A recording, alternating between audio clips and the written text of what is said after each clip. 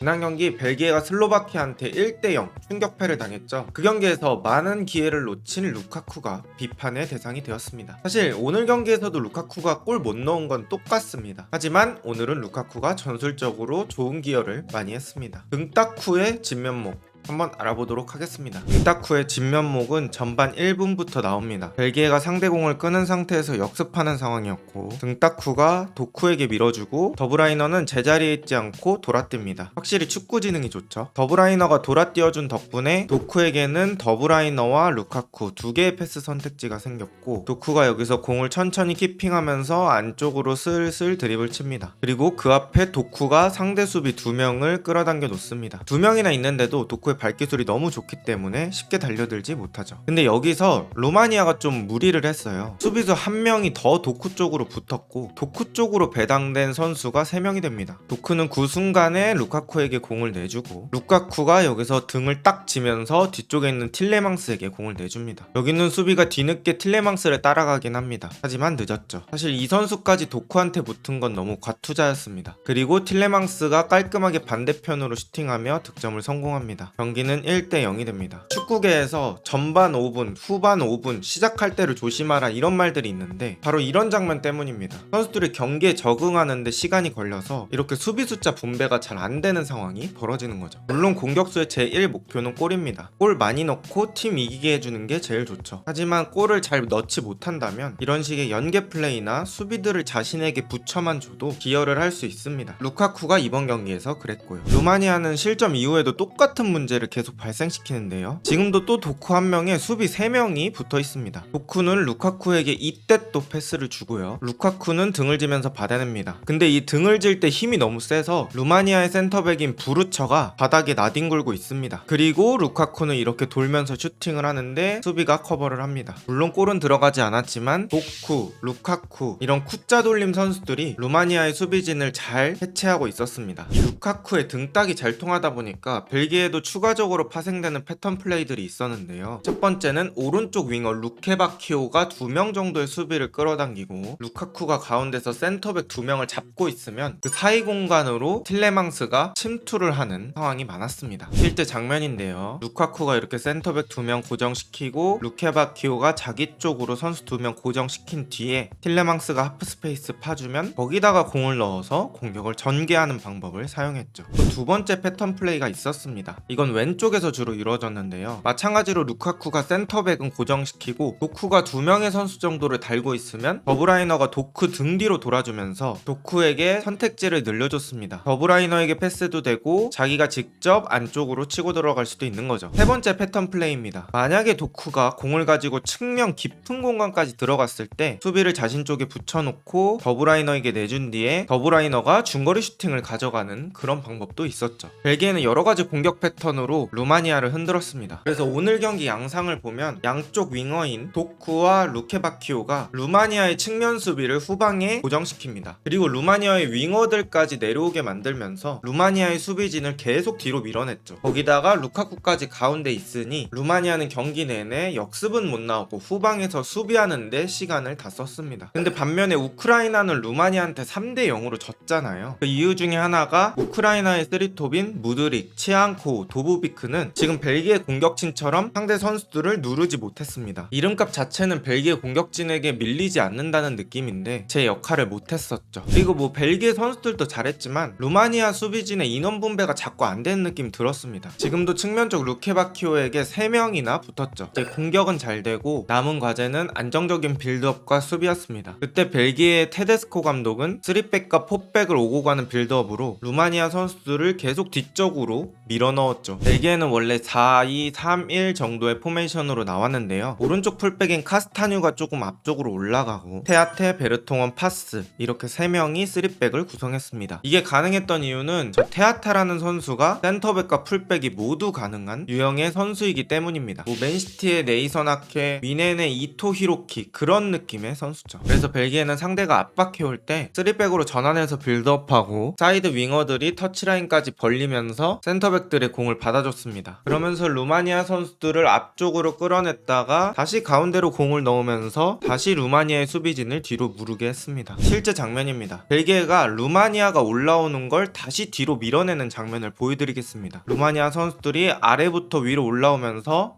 압박을 시작합니다. 그때 테아테가 도쿠에게 공을 주고 이렇게 앞쪽으로 뛰어갑니다. 당연히 루마니아 수비는 테아테를 따라갈 수밖에 없죠. 그 순간 도쿠에게 안쪽으로 뛸 수 있는 공간이 부여됩니다. 전형적으로 2대2 상황에서 측면을 뚫어내는 부분 전술입니다. 이렇게 되면 이때 도쿠가 가져가려는 공간을 채우기 위해 또 수비 한 명이 따라 나오겠죠? 그럼 그때 도쿠는 뒤에다가 공을 주면 됩니다. 어떠신가요? 측면에서 벨기에가 몇 번 공을 돌리면서 아까 하프라인 근처였던 루마니아의 수비 라인을 여기까지 밀어냈습니다. 이렇게 벨기에가 앞뒤로 루마니아를 눌러놨고 루마니아가 원하는 플레이를 거의 할 수 없게끔 만듭니다. 이렇게 벨기에 테데스코 감독이 자신들도 잘했지만 루마니아가 하고 싶은 걸 못하게 하면서 완벽한 경기를 펼쳤습니다. 그리고 루카쿠도 오늘은 나름 제 몫을 했다고 느껴집니다. 이제 루카쿠에게 남은 과제는 딱 하나, 골입니다. 과연 루카쿠는 토너먼트 진출하기 전에 득점을 할 수 있을까요? 오늘 영상은 여기까지입니다. 좋은 하루 되세요.